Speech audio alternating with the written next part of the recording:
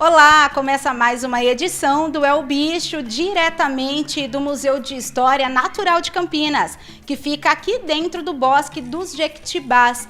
E hoje o tema é bastante curioso, viu? Vamos conhecer e entender o banho dos répteis. É isso mesmo, a gente vai entender a rotina do banho das serpentes que vivem aqui no aquário e também dos lagartos e também as espécies. Vamos entender tudo sobre esse tema que muita gente acredita que não sabe, viu? A gente vai conversar então com o biólogo Felipe Brocanelli, que vai trazer informações pra gente. Felipe, realmente é um tema muito curioso, né? Saber que os répteis também necessitam de banho. Conta pra gente como que funciona.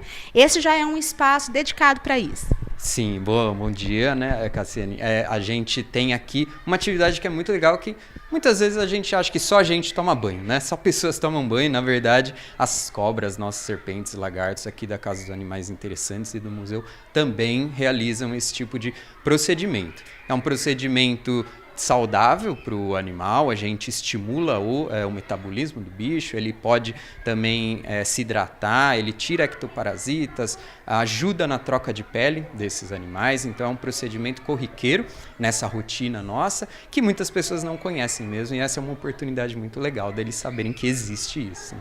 Perfeito, então vamos começar, já é o momento então de mostrar para o pessoal de casa como que é feito isso. Eles já estão aqui preparados? Quais são as espécies que nós temos aqui, Felipe? Então aqui a gente trouxe para mostrar para vocês 3 espécies. Temos um lagarto, que é a lagartixa leopardo, e 2 cobras do milho.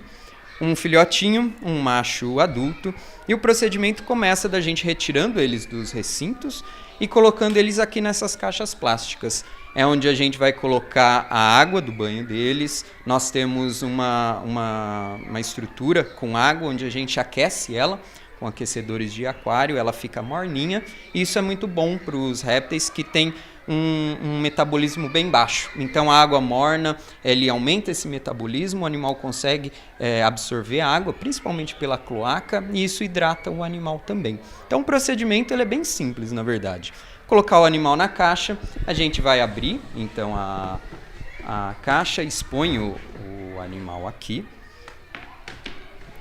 E esse procedimento acontece uma vez por semana, como que é? Isso, a gente faz uma frequência de uma vez por semana, os banhos duram em torno de meia hora, e aí o animal ele fica não submerso, mas ele fica com uma lâmina de água no corpo dele para ele conseguir hidratar durante essa meia hora, e depois a gente tira o animal, volta ele para o recinto dele, e a gente continua com o ciclo com os outros animais que a gente tem também. Perfeito, então vamos mostrar então como que é feito todo esse procedimento. Olha, já está querendo sair, olha, já sabe que é o horário do banho. Mas a gente já vai pôr ela de novo, porque ela não pode sair, ela tem que ficar aqui. Então esse é um animal super tranquilo, é uma espécie, não é brasileira, ela é exótica, mas é um animal bem pet, assim, nesse mundo dos répteis. Esse animal pode ser comercializado, adquirido de criatórios legalizados. É um animal extremamente dócil, muito legal para quem realmente gosta desse grupo, quer ter um em casa. É a primeira espécie que a gente fala assim, para alguém que não tem tanto conhecimento, um gecko leopardo é uma boa opção para a pessoa.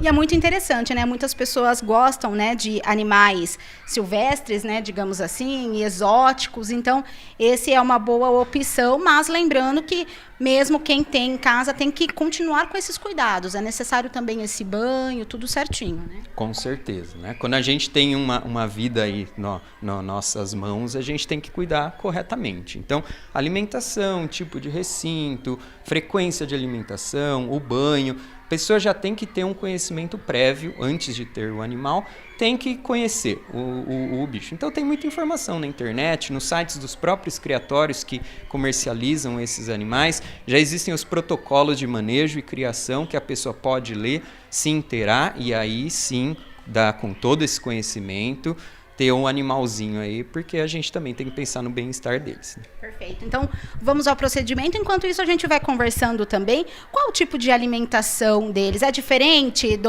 da serpente, por exemplo, e da lagartixa? Sim, as serpentes são carnívoras, 100% carnívoras, se alimentam, dependendo da espécie, né, de pequenos mamíferos, outros répteis, aves, ovos também. Tem serpentes que se alimentam de outras serpentes, né? Então é um cardápio bem variado, mas dentro desse rol de seres vivos aí que são carnívoros.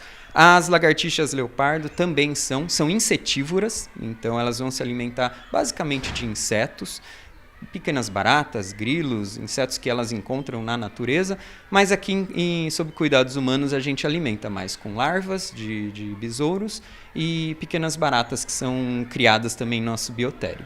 E qual a periodicidade que elas se alimentam? Um animal adulto como esse aqui a gente vai alimentar 2 vezes por semana, tá? Com 2 ou 3 baratinhas, que geralmente é o que a gente faz. Ele está super tranquilo, assim. É um animal que tem um metabolismo baixo, então ele não precisa comer todos os dias, várias vezes ao dia como a gente, por exemplo.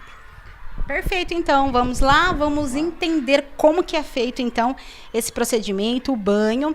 Precisa de uma temperatura exata ou é simplesmente mornar, sentir mesmo com a mão ali a temperatura, Felipe? A gente com os nossos aquecedores, o aquecedor ele tem um termostato, então a gente mantém uma temperatura que a gente quer, gira em torno aí de 26 graus, 27 graus. É uma temperatura morninha que já dá um up aí no metabolismo do animal. Então, ele, mesmo que ele não beba água, pela cloaca dele, ele consegue absorver essa água e aí isso hidrata o corpo do animal. Como é uma espécie de região semiárida, um pouco mais desértica, ele não bebe tanta água assim. E daí o banho ele ajuda nessa hidratação do animal também. E aí é uma temperatura que não é tão fria, para também não deixar ele com o metabolismo tão baixo, mas também não é tão quente a ponto dele se queimar. É uma temperatura confortável que os animais gostam bastante, sim. Tá? E aí a gente coloca o animalzinho aqui, na lâmina d'água, né? Só para deixar os pezinhos dele ali, e a cloaca já fica em contato com a água também. Então é um animalzinho que já começa a se hidratar aí por absorção. Então esse é o nível de água que ele precisa e tem que permanecer durante 30 minutos? Isso, a gente mantém a meia hora aí. É claro que essa água vai diminuindo de temperatura, mas ela se mantém numa faixa ideal aí para esse animal. Então ele vai ficar aí agora esperando um pouquinho, meia horinha aí no banho, e depois a gente só retira ele, dá uma secadinha e ele volta para a casinha dele. Perfeito. Vamos deixar então ele ali curtindo um pouquinho o spa dele, enquanto a gente vai verificar os outros animais aqui, que também praticamente é o mesmo procedimento, né, Felipe? Mesmo procedimento. Aí vai variar de acordo com o tamanho da caixa e o tamanho do animal. Eu vou colocar um pouco menos ou um pouco mais de água, mas a intenção é sempre fazer essa lâmina para que o animal, claro, ele não se afogue, embora as serpentes sejam boas, nadadoras, mas também não deixar pouca água a ponto do animal não conseguir absorver nada também, né? Perfeito. Qual a gente vai falar então? A gente pode falar que é a serpente, conhecida também como cobra do milho, é isso mesmo? Explica pra gente o porquê desse nome cobra do milho. É um nome bem interessante, né? E sugestivo também. As 2 serpentes aqui são da mesma espécie. As cobras do milho também não são brasileiras, é um animal exótico lá dos Estados Unidos.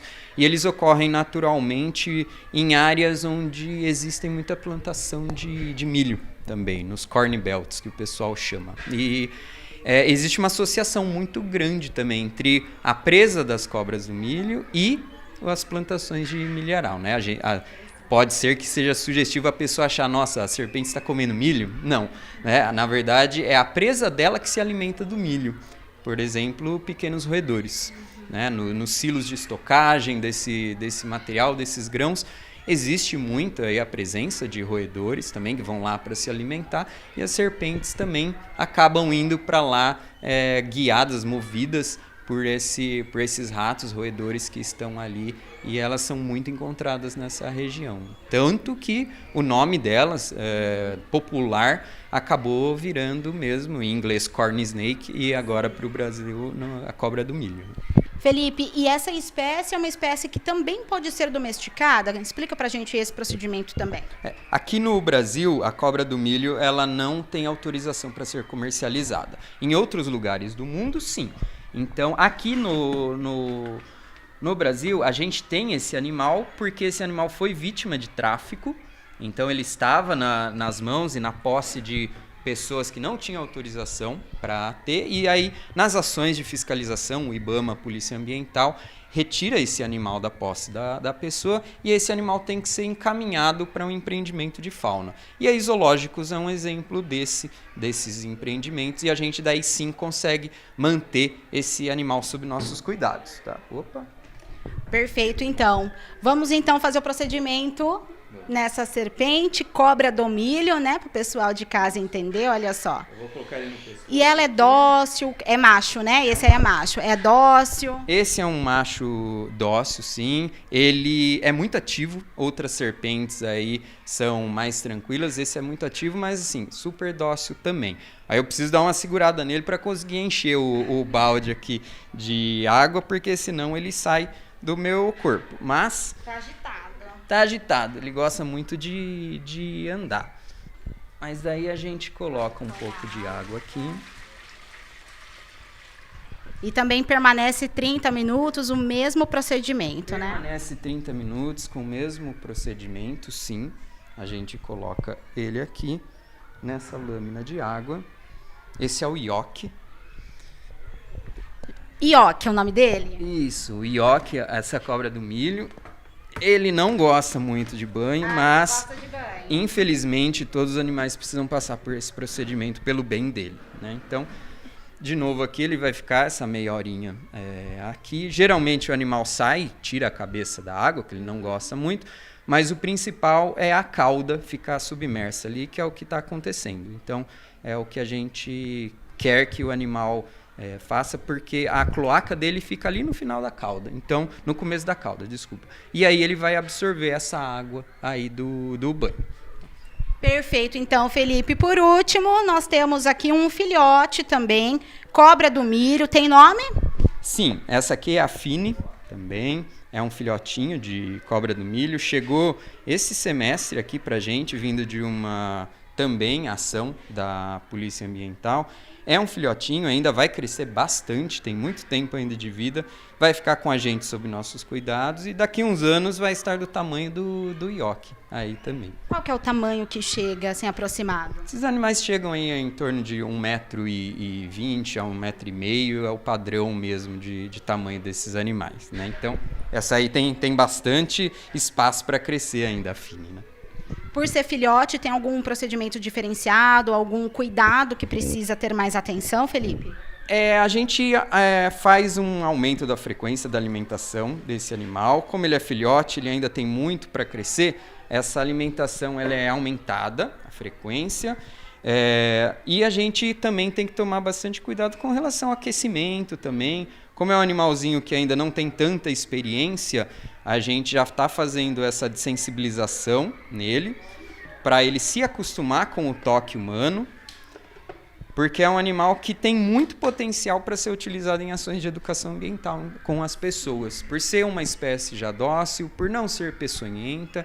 Então a gente utiliza essas características de algumas espécies para já ir dessensibilizando esses animais, que é o nome da técnica, e passando a mão e tocando de pouquinho em pouquinho para o animal já se acostumar com esse toque, para lá na frente, no futuro, ele reconhecer o toque humano como algo que não é uma ameaça. Então, essa atividade já começa desde cedo aí, tanto com banho quanto pegando o animal mesmo em outros momentos, para ele realmente já sentir que está tudo bem esse toque.